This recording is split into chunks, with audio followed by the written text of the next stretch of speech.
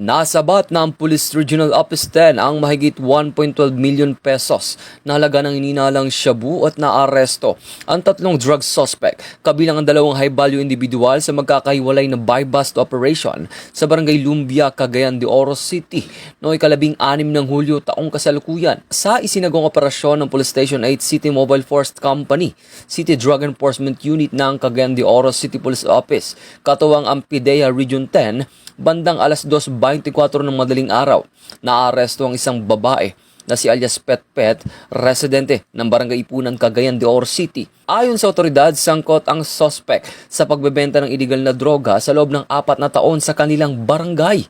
Nakuha mula sa suspect ang 12 sachet ng hininalang shabu na may bigat na mahigit kumulang 50 gramo na nagkakahalaga ng 340,000 pesos.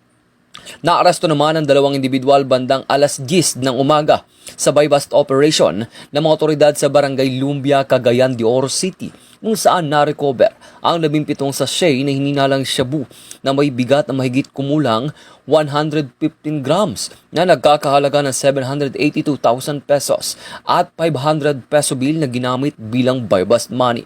Maharap ang mga suspect sa kasong paglabag sa RA 9165 o Comprehensive Dangerous Drugs Act of 2002.